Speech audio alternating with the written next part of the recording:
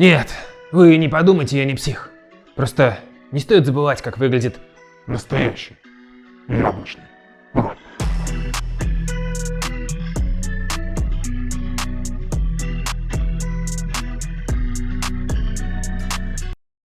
народ. Всем теплый привет и горячо здравствуйте. Ох, Apple Vision Pro. Слушайте, у Apple может быть не всегда получается делать хорошо, не всегда дешево, не всегда доступно и не всегда технологично. А что у них точно получается делать не просто хорошо, а безупречно, так это создавать эмоциональный фурор и параллельно щекотать яйца Потусу. Богу желания и влечения. Не было ни одного человека, которого бы не зацепила тема Vision Pro. Безусловно, зацепила каждого по-своему. Кого-то негативно, кого-то с отторжением, кого-то с восторгом. Но зацепила. Сказочный долб.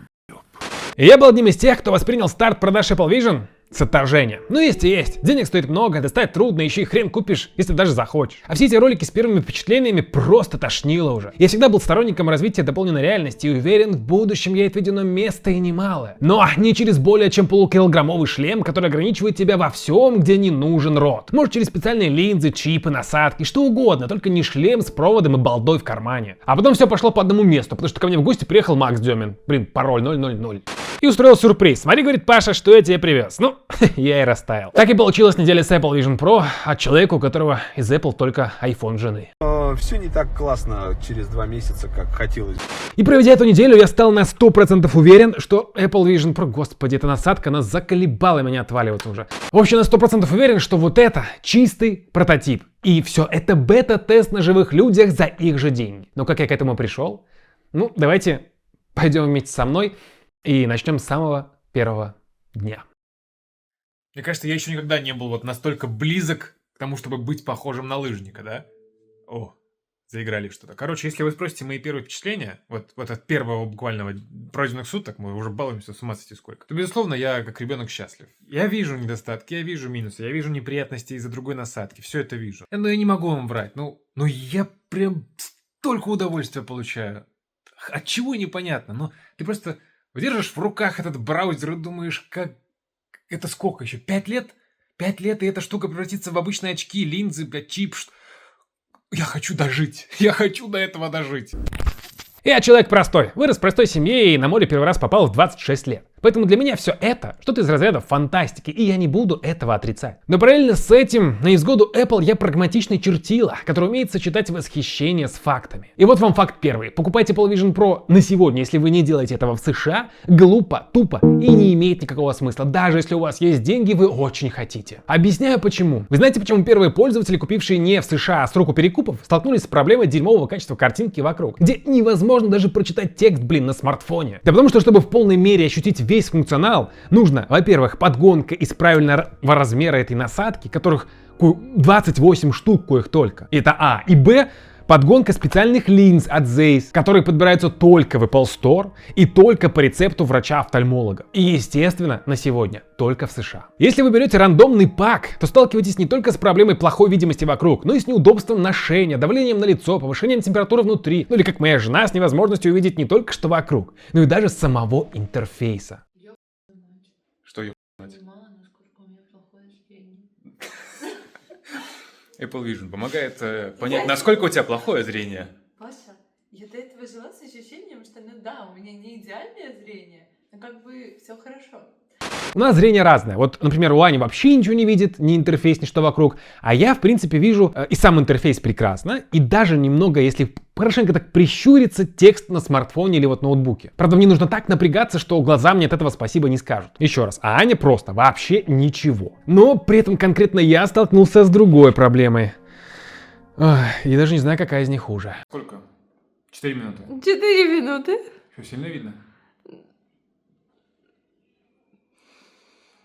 Как тебе сказать? Опять же, я думаю, это все из-за не моего размера насадки. И вот правильно ли мне за это ругать Apple Vision? Наверное, нет. Они же предупреждали. Но с другой стороны, тот же Meta Quest 3 в 7 раз дешевле, чем Vision Pro, и при этом такими проблемами в принципе не обладает. Насчет неудобства ношения и тяжести. Вы знаете, я проводил в них максимум бывало и по 4 часа в день, опять пароль тут просит. И такого сказать не могу. Но то, что глаза жуть как устают, и что со временем внутри становится очень жарко, это факт. Я, кстати, уже потом пытаюсь понять, у меня ли одного так комментариях узнал, что некоторым в Vision мешает слишком громкое охлаждение. И я после прочтения такой: что? Охлаждение еще и громко? Вообще ни звука, ни факта, ноль. Но есть другой факт. Вот эта накладка. Из-за того, что внутри жара, уж простите за подробности, напитывается пот. И проблема в том, что ее так просто не протрешь. Тут такой материал, что нужно отмакивать в определенных условиях. Додумали же сделать. И я это еще молчу про девушек, которые будут с кучей макияжа на лице одевать Vision, оставляя весь макияж на нем. Продуманность просто уровень бог. Как, кстати, и некоторая продуманность интерфейса. У меня с детства такая вот как бы фигня в организме, что я шлю на любые инструкции. Вот любые просто. И мне сегодня утром нужно было добраться до фотографии. То есть надо было кое-что пофоткать. Не нашел. Как человек простой. Иду в меню, ищу камеру не нахожу. Как фоткать, непонятно. И вот сегодня, вот сейчас, я случайно... Меня заглючило, кстати, заглючил Vision Pro, представляете? У меня был момент, я нажимаю крестик, а он нажимается, ну, я слышу, звук нажимается, а не выходит. Все, у меня этот экран стоит, ничего не могу сделать. Пока не перезагрузил, ничего не вышло. Короче, суть в том, что думал, может, на какую-то кнопку можно еще здесь действие назад сделать. Я щупаю, нахожу, и вот оно. А что мешало сделать, отдельное приложение в этом списке? Я долго думал, вставлять вам этот кружочек или нет из личного архива, это мы в чатике там общались. Не удивляйтесь, я просто решил, что правдивые эмоции вам очень нужны, и даже если эти кружочки выставляют меня полным дегенератом. Но если быть честным до конца, в остальном к управлению вопросов больше нет. Все эти щипки, захват глазами, пролистывание, все работает понятно и четко. Камеру улавливают все, что происходит вокруг, и руки не обязательно держать впереди, как вы видите на многих роликах. В общем, в этом плане все работает хорошо, не считая момента, когда ему мало света, потому что когда света мало, он так заколебывает своими предупреждениями и ошибками, это просто какой-то ужас. Я не могу передать, как он меня с этим достал. А, кстати, если говорить про дружелюбность интерфейса. Вот эта вот фраза, так как на айфоне, у меня очень давно айфона не было, я не знал. Ты меня сейчас просто открыл Америку и удивил. Я просто, что ты понимал, я все свои подсъемы с Vision записью экрана делал через дополнительный микрофон с телефона. Я, как не пользователь iOS, даже не догадался, что при записи экрана можно было активировать микрофон. Я думал, нельзя, я привык, что в любом Android перед началом записи у меня это спрашивают, а тут надо догадаться. Кстати, Макс Демон мне привез шлем, который надыбали как раз-таки ребята из Technodeus. И я не могу себе позволить не отдать им дать уважения и не рассказать вам о их потрясающем магазине с каким-то колоссальным и клевым наличием, вы только посмотрите. Но самое интересное, что ребята не просто возят, только по России, но и в мою родную Беларусь. За это им тоже большой респект. Кстати говоря, у них есть вот такой прекрасный промокод. Смотри, большими буквами. Нет. Вот так. Смотри, блин, да что ж ты будешь делать? точнее, Паша, видишь, большими буквами. Дает при покупке скидку и еще подарок. Представляешь? Надеюсь, тебе будет это полезно. От души. Давайте будем честны. Вот я взял американский аккаунт, вот не зарегал, нет, не было впадлу, я его взял, одолжил. И пролистал App Store, наверное, вот на сегодня уже раза 2. Многие говорят, что там делать нечего. Правильно, делать там реально нечего. Я эти прилаги уже все пересмотрел, мне уже не все наскучило. Но в большинстве своем я только телегой, вот браузером и еще парочкой скачанных прилаг пользуюсь. Все. Вопрос не в том, что есть сейчас, а в том, будет ли появляться что-то еще, как быстро будет и как много будет, и как качественно, естественно. Это более главный вопрос.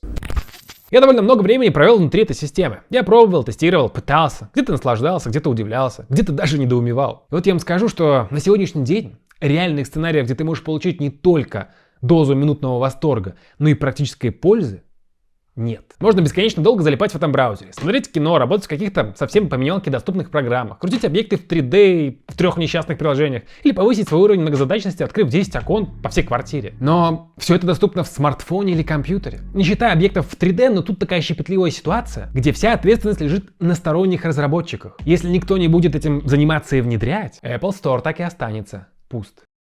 Но даже не это главная проблема. Главная проблема в том, что конструкция Vision на сегодня не позволяет, как по мне, называется той самой дополненной реальностью. Ведь ты не можешь работать за ноутбуком и параллельно открыть себе 2 окна Vision Pro. Ты просто-напросто ни хрена не видишь, что происходит на твоем мониторе. Ты не сможешь копаться в тачке, параллельно открыв туториал в YouTube или схему предохранителя. Потому что это, во-первых, неудобно, а во-вторых, твои глаза тебе спасибо не скажут. А это то, для чего данная технология задумывалась. Стать помощником, а не перетягивать все дело взаимодействия на себя. И это я уже молчу про громоздкость всей этой конструкции. Даже если не брать неудобства ношения, даже если представить, что вот у меня самая идеальнейшая насадка, тут нет никакого дискомфорта и вообще все прекрасно, и снова этот пароль. Еще даже давайте накинем ей возможность, технологию массажа твоих век. Так вот, возникает второй вопрос. Допустим, это все есть, а что в нем делать?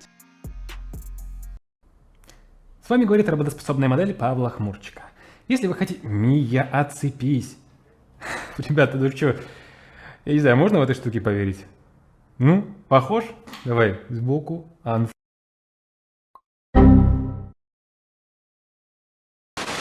Так, я сейчас записал со своим аватаром голосовое, видеосообщение маме. Я, к сожалению, не могу показать, вот оно здесь. Мама посмотрела и что-то печатает. Заподозрит ли она что-то? Мать уже 4 раза что-то печатает и сбрасывает. Начинает и сбрасывает. Вот, 5-й раз начала. Как бы не испугать, я уже начинаю переживать. О, ответила. Сынуля, привет, все хорошо, пью кофе. А ты как? Какое-то необычное видео. Опа. Нас не заподозрили. Кажется, это получилось. Держу в курсе, это еще удачная попытка аватара, до этого было еще 6, это 7-я. Так вот, неважно, сколько их было, всегда шмейшей. Говорю, с моей шеей были проблемы, все время какая-то в 2 раза выше. Возвращаясь к вопросу, а что в нем делать? Вот давайте вот, топ бесплатных прилаг, что я нашел. Правда, такой нюанс. Они все с подвохом. Приложение JetSpace. Можно детально рассмотреть болид Альфа-Ромео или марсоход, ну и параллельно разобрать их на детали. Но меня хватило на 20 минут. Дальше скучно. Дальше желания открывать просто нет. Вторая прилага Night Sky. Она определяет твое местоположение и показывает звезды ровно так, как ты бы их увидел своими глазами. Плюс, конечно, все это можно забрать прямо с неба, изучать поближе, но мне надоело уже на втором открытии. Суммарно провел, минут 40. Но во всем этом, копаясь, я пришел к 2 выводам. Первый. Вы не представляете, насколько ты себя в этом всем чувствуешь одиноко. Вам просто не передать. И второй, в плане интерактива, это даже не уровень вот VR-салонов, в которых я был еще 5 лет назад, где часами мог залипать. Я понимаю, что это совершенно разные вещи, это дополненная реальность, там полностью виртуально. И может быть что-то подобное есть в платных каталогах, но я того рот топтал. От $3500 за очки и докупать еще при этом каждое приложение. Ну как-то жирно Apple, не? Могли бы ждать первый год бонусом, весь стор бесплатным, ну чтобы хотя бы потестить возможности. Ну жаба она такая, да? Душит сразу во всем. Опа! Это сообщение в Telegram нам пришло. В общем, я думал, что мне будет достаточно... Когда сам с собой постоянно разговариваешь, руки не видно было. Тут еще и руки есть. Я был уверен, что мне хватит 3 дней, чтобы эта история мне наскучила. Думал, будет лежать на столе. Все, забыли. Что за постоянно фиолетовая балда появляется у меня на рту? Так вот, сегодня 5-й. И мне становится все интереснее и интереснее. Какая жесть вместо моего лица. Это не такой длинный нос. Язык даже есть, нифига себе. За первые 5-6 дней я наигрался с основным функционалом и примерно понял, чем вся эта история может быть полезна лично мне. Учитывая, что у меня в квартире сейчас просто нет места под проектор, который я очень хотел, я реализовал эту возможность через Vision. Сказать, что она мне ее заменила, будет враньем. Скорее дала возможность приблизиться к ней. Я все-таки человек семейный, и просмотр кино в глубоком одиночестве не входил в мои планы. Поэтому, конечно, эту причину, как для покупки, я могу смело вычеркнуть. И вот где-то под конец недели меня посетила мысль. Продали 200 тысяч Apple Vision, из которых, кстати, много вернули, но не суть. Откроют продажи в Канаде. Но в Европе. Сколько они еще продадут? 1-2 миллиона? Рано или поздно энтузиасты закончатся. А разрабатывать приложение под дополненную реальность ради, даже давайте анонсом накинем 10 миллионов пользователей, которые раскинуты вообще по всему миру, нужно ли компаниям? Думаете, они станут вбухивать колоссальные деньги в разработку, не получив никакого выхлопа в ответ? И вот этого я боюсь. Не все готовы даже в приложение вкладываться, а пользователей смартфонов несколько миллиардов. А тут единицы, которые даже если все скинутся, это не покроет расходы на разработку. То есть, чтобы были пользователи, нужен реальный функционал. Приложение, интерактив. А чтобы он был, нужны пользователи. Получится замкнутый круг, решение которого лежит только на Apple. Но зная их, готовность финансировать в бесплатный софт — это что-то из разряда фантастики. Какое решение есть еще, спросите вы? Например, удешевить гарнитуру. Но на это Apple тоже хрен пойдет. А если учесть, что из того, что они, как говорится, сами сливали себестоимость гарнитуры $1500, то даже если они отдадут ее по себестоимости, это все равно дорого. Это все равно в 3 раза больше, чем Meta Quest 3. Кажется, Xiaomi, настало твое время. Я просто хочу, чтобы ты посмотрел, как мы с этим всем живем. Вот у меня идет провод, видишь? Провод идет к пауэрбанку. У пауэрбанка еще 2 провода, потому что он идет к еще одному пауэрбанку. Спасибо, что хоть вот этот провод не сразу с вилкой, чтобы к розетке сидеть около нее. Но вот вас еще, наверное, мучит вопрос про автономность. Я не буду рассуждать, правильно ли они сделали, что вынесли блок отдельно, им виднее. Я скорее как пользователь могу только рассуждать, насколько это удобно. Так вот, мой ответ – неудобно. И вообще вертел я того, кто это все реализовал и придумал. Вот есть банка, у нее есть Type-C. Логично, что я могу поставить вторую банку, чтобы заряжать первую, чтобы автономность была не 2 часа, а выше. Логично, но Apple, как всегда, в своем репертуаре подходят только банки с PD-шкой, которые как бы далеко не у всех есть. Вот у меня есть банки Redmi, их у меня много, но они не подходят, я с ними иду нахрен. А с PD-шкой есть у меня вот такой, он полкилограмма сверху еще добавляет. Но зато на сутки работы хватает. Ну и посмотрите, как это выглядит. Меня в таком состоянии можно назвать мобильным. Нет, меня в таком виде можно назвать только дебильным. Слушай, я вроде не первый раз записываю с камеры, на камеру с одетым виженом, но только сейчас заметил, что через камеру видна работа датчика. То есть я вижу, как здесь мерцают датчики. 1, 2, 3. Раз, два. Вот я прям в реальном времени рассказываю, как это работает. Но вообще не суть, я не это хотел сказать. Я хотел сказать, что сегодня последний день, когда Vision у меня, правильно сказать, будет на руках, но нет, на голове. Блин, словился на такой мысли, что, наверное, я буду по нему скучать.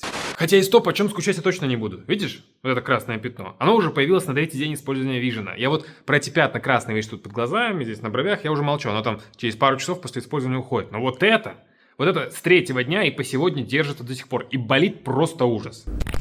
Итого, что мы имеем? На сегодня делать Vision Pro нечего. Ну как, функционал есть, но сказать, что он закроет надобность в компьютере, смартфоне или даже планшете, простите, но я не могу. Они назвали это дополненной реальностью, но из-за особенностей механики каскада элементов внутри, она скорее позволяет наблюдать тебе за тем, что происходит снаружи, но не дополняет. Ты не можешь параллельно работать и пользоваться Vision Pro, ни видимости, ни свобода действий. Там не совсем уютно, там жарко, там устают глаза и там одиноко. По крайней мере, пока. Все же это не сюжет из книги «Первому игроку приготовиться». Если вы, узнав все это, все еще недоумеваете, какого черта с таким количеством минусов он столько стоит, и почему с таким количеством недостатков от него столько вони в инфопространстве, вам нужно понять одно. Vision Pro — это не готовый к употреблению продукт, это чистой воды прототип. Прототип с кучей недостатков, который Apple стремительно хочет исправить на опыте реальных людей. Что самое главное, за их же деньги. А вы думали, стоимость в $3500 взята из воздуха? И это за самую минимальную комплектацию, без всех допов и линз? Нет, эта цена — это психологическая отметка, которая делит людей на тех, кто хочет купить этот гаджет в ожидании получения практической пользы, и на тех, кто готов профинансировать первую сырую реализацию коварства Apple, не требуя взамен ничего, кроме эмоций. И если вы думаете, что таких психов нет, я вам напоминаю, что первую партию из 200 000 штук раскупили за 1 час. А также вдумайтесь, почему Apple ввела всевозможные ограничения для покупки только в США? Хотели бы заработать, сделали бы открытую продажу. Нет, им нужен бета-тестер, способный не только заплатить, но и в полной мере ощутить весь функционал. Подгонкой правильной насадки, коих, напоминаю, только 28 штук. Подгонкой специальных линз, которые тоже, напоминаю, подбираются в Apple Store только по рецепту врача-офтальмолога. Зачем им такой тестер, который возьмет у перекупа то, что было, а потом будет жаловаться с красными пятнами под глазами на банальное неудобство ношения или размытую картинку за отсутствие правильных линз? Ну, как, например, я. Вы поймите, Apple Vision Pro — это не гарнитура, это софт. А очки всего лишь инструмент, который, нужно отладить. Тестируют технологию на обеспеченных фанатах, молодцы. Бедные не обеднеют, потому что не купят, а богатые не обеднеют, потому что богаты. Мы с ним расстаемся, и я не знаю, буду ли я по нему скучать. Блин, словился на такой мысли, что, наверное, я буду по нему скучать. Но вы должны помнить, что все это только моя история, а вы никого не слушаете. Ни меня, ни еще кого-то на этой платформе. Максимум прислушивайтесь, а мнение у вас должно быть только одно. Свое.